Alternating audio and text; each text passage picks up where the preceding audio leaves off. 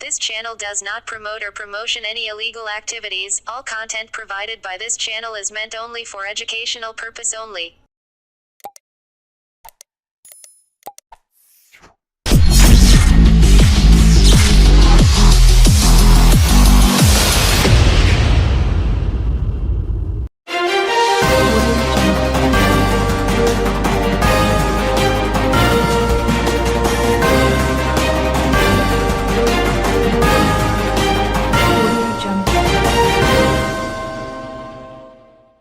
পশ্চিমবাংলা থেকে নির্বাচিত বিজেপির এমপি মন্ত্রীদের শিরদাঁড়াহীন কাপুরুষ বললেন কল্যাণ।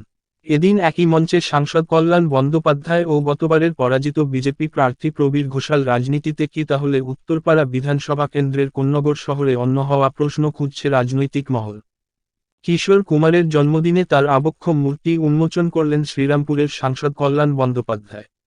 সঙ্গীত জগতের উজ্জ্বল নক্ষত্র কিশোর কুমারের ৯৫তম জন্মদিনে রাজনীতির ঊর্ধ্বে সঙ্গীতের পৃষ্ঠপোষকতায় কল্যাণ বন্দ্যোপাধ্যায়।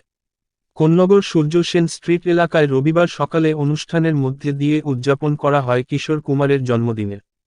আর সেখানেই ডিভিসির জল ছাড়া নিয়ে একেবারে বিস্ফোরক মন্তব্য করেন শ্রীরামপুরের সাংসদ। এই দিন কল্যাণ বন্দ্যোপাধ্যায় বলেন, কেন্দ্র সরকার একেবারে শিরদাঁড়াহীন একটি সরকার। বাংলার উপর অন্যায়ভাবে প্রতিবার প্লাবনের সৃষ্টি করছে। বাংলার জনগণকে বারবার বঞ্চিত করছে এই কেন্দ্র সরকার। বাংলায় দুজন বিজেপির এমপি ও আরও দুজন এমপি আছেন, তারা একেবারেই বাংলা বিরোধী, এমনই মন্তব্য করেন সাংসদ কল্যাণ বন্দ্যোপাধ্যায়। একই সঙ্গে তিনি জানান, জীবনে অনেক মূর্তি অনেক অনুষ্ঠানে তিনি গিয়েছেন, তবে কিশোর কুমারের মূর্তি উন্মোচন করে তিনি নিজেকে গর্বিত বলে মনে করছেন, কারণ তিনি নিজেও কিশোর কুমারের পরম ভক্ত। এদিন এই অনুষ্ঠানে আবার উপস্থিত ছিলেন উত্তরপাড়া বিধানসভা কেন্দ্রের গতবারের পরাজিত বিজেপি দলের প্রার্থী প্রবীর ঘোষাল। তৃণমূলের এই প্রাক্তন বিধায়ক তৃণমূল ছেড়ে বিজেপি দলে যোগ দিয়েছিলেন ২০২১ সালের বিধানসভা ভোটের আগে, কিন্তু বিজেপির হয়ে প্রার্থী হয়েও তিনি সেবার তৃণমূল প্রার্থী কাঞ্চন মল্লিকের কাছে পরাজিত হন। এরপর এখনও তৃণমূল পতাকা আবার হাতে না ধরলেও বিজেপি থেকে নাকি দূরেই আছেন বলে জানা যায় রাজনৈতিক মহলে। এদিন প্রবীর ঘোষাল বলেন, রাজনীতির ঊর্ধ্বে দাঁড়িয়ে আজ সঙ্গীত জগতের পৃষ্ঠপোষকদের একত্রিত হওয়ার জায়গা তৈরি হয়েছে কোন্নগরে। কল্যাণ বন্দ্যোপাধ্যায় বলেছেন, সেই জায়গায় যাতে একটি গানের স্কুল তৈরি করা যায় তার দিকে নজর দেওয়ার জন্য, এবং সেই দিকেই অগ্রসর হবেন এবার তারা। তবে রাজনৈতিক মহলের সবার নজর কেড়েছে এবার একই মঞ্চে তৃণমূল সাংসদ কল্যাণ বন্দ্যোপাধ্যায় ও পরাজিত বিজেপি প্রার্থী প্রবীর ঘোষালের উপস্থিতি।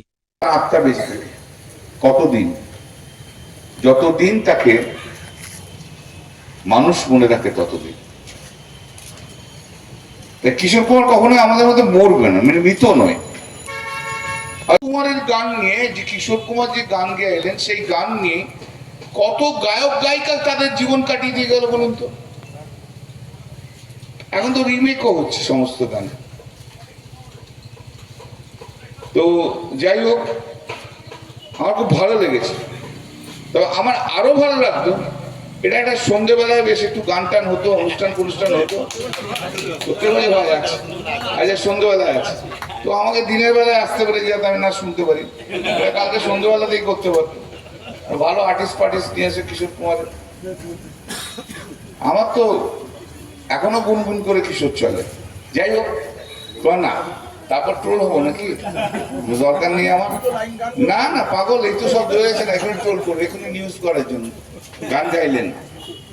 দরকার নেই, এখন পার্লামেন্ট চলছে, পার্লামেন্টটা করতে দাও। তো সবাইকে আন্তরিকভাবে ধন্যবাদ জানাই। খুব ভালো লাগলো, আমার খুবই ভালো লাগলো। আর আমি খুব নিজেকে লাকি মনে করছি যে অনেক মূর্তি উন্মোচন করেছি, কিন্তু কিশোর কুমারের মূর্তি আমি কখনো উন্মোচন করিনি, আজকে করলাম। আমার খুব ভালো করে সবাই এখন ভালো করুন, খুব ভালো জিনিস। আর কুমারের জন্মদিন ৯৬তম, আজকে আপনি উদ্বোধন করলেন, এই অভিনব একটা অভিজ্ঞতা হলো, কি বলবেন? ভালো লাগলো, খুব আনন্দ লাগলো। এবং এই যে কিশোর কুমার আমাদের যখন ছিলাম তখন থেকে কিন্তু কিশোর কুমারের গান অনেক শুনেছি। তো উনি তো একটা আমাদের কাছে একটা বিশাল বড় শিল্পী, মানে এরকম তো জন্মায় না। তো এখনো তো তার গান অমর হয়ে রয়েছে, আর তিনি নিজেই অমর হয়ে রয়েছে। তো এটা ভালো লেগেছে এই কিশোর কুমার ফ্যান ক্লাব যেটা করেছে, তারা যে প্রচেষ্টা যে কিশোর কুমারের মূর্তি উন্মোচন করলো, আমি এরকম আগে কখনো করিনি কিশোর কুমারের, আমার ভালো লেগেছে। যাদের আমি তো বারবার বলছি, এই কেন্দ্রীয় সরকার হচ্ছে বাংলা বিরোধী সরকার, বাঙালি বিরোধী সরকার, বারবার একই জিনিস করে যাচ্ছে। এই ডিবিসির জল ছেড়ে বাংলার মানুষকে সবসময়তে একটা অসুবিধার মধ্যে রাখছে। আর এই বিজেপির এমপিগুলো আর মন্ত্রীগুলো, এরা হচ্ছে সিটদাঁড়া নেই, কখনো বিরোধিতা করতে পারে না। এরা সিটদাঁড়াবিহীন এমপি, সিটদাঁড়াবিহীন মন্ত্রী এরা বিজেপির এমপিগুলো। বাংলার মানুষ অসুবিধায় পড়ছে, বাংলার মানুষ কষ্ট পাচ্ছে। আর যে ডিবিসির জল ছাড়ার জন্য ওদের দুটো মন্ত্রী আছে, ওদের দুটো এমপি আছে, সিটদাঁড়াবিহীন এরা। একটা রাজ্যসভার মেম্বারের সিটদাঁড়াবিহীন, এরা পশ্চিমবাংলায় এরা ইরিলিভেন্ট হয়ে গেছে।